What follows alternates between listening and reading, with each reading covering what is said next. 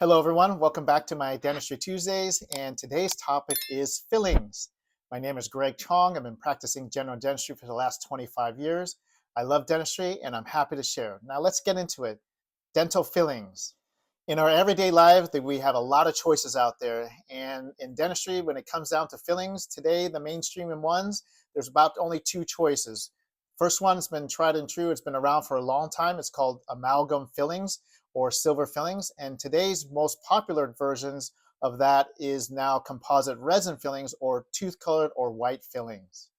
Let me get into the amalgam fillings or silver fillings. They're basically metallic fillings. They contain mercury and they also contain other metals like silver and tin.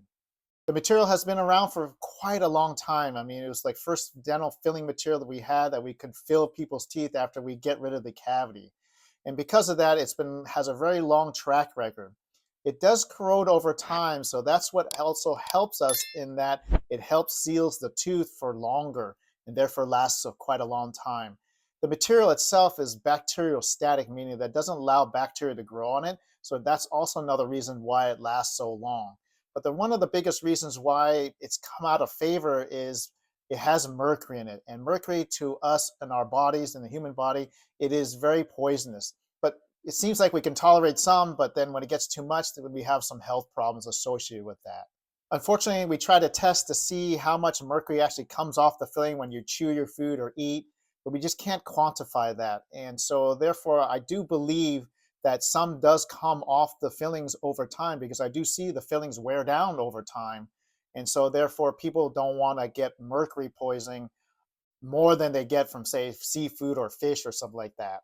Some of the drawbacks of these silver fillings is that it's not very pleasant looking. It's kind of ugly. It's dark, it's gray, makes your tooth look black, so to speak.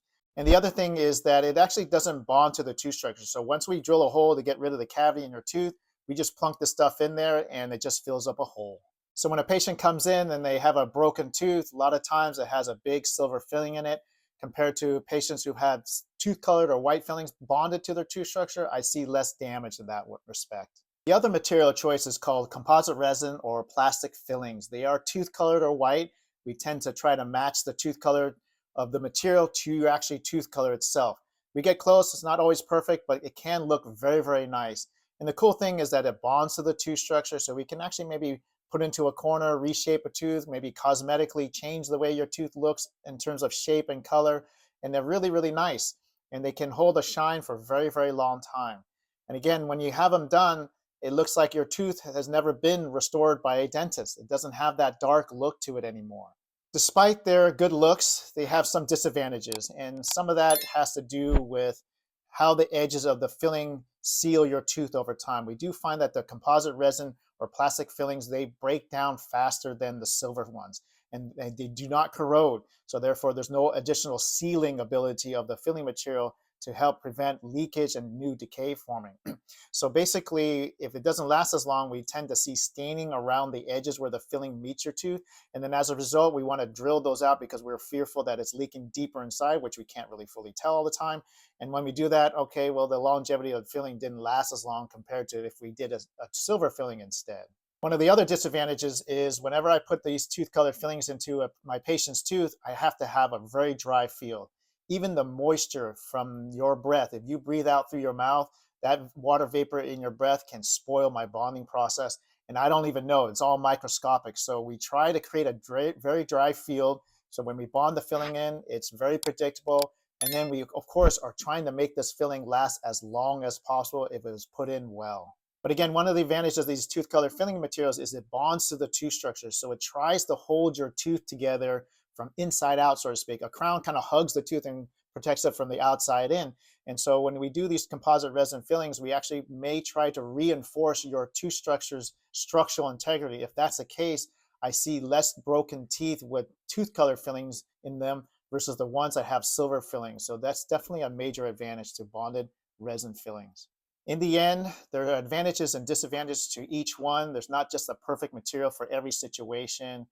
And I have to say that we've been doing a lot of composite resin fillings and not that many silver fillings, but that doesn't necessarily mean it's the best material of choice in that situation. To be honest, I can't remember the last time I did a silver filling for a patient. Usually if I did, it'd be in a third molar or wisdom tooth that no one's going to see, and who cares about the aesthetics way back there. Along those lines, if we advance dental materials even further, these composite resins will most likely get better and better over time. And as a result, the marginal seal stays sealed for longer. And then therefore, these composite resin fillings can give the silver fillings a run for their money. If you have any questions about any of this on the fillings topics, just let me know in the comments. If you have another topic you wish me to discuss, I'd be happy to make a video for that. And have a great day. Thanks for joining me on my Dentistry Tuesdays. And brush and floss thoroughly, and things will be great. Thanks, everyone. Bye-bye.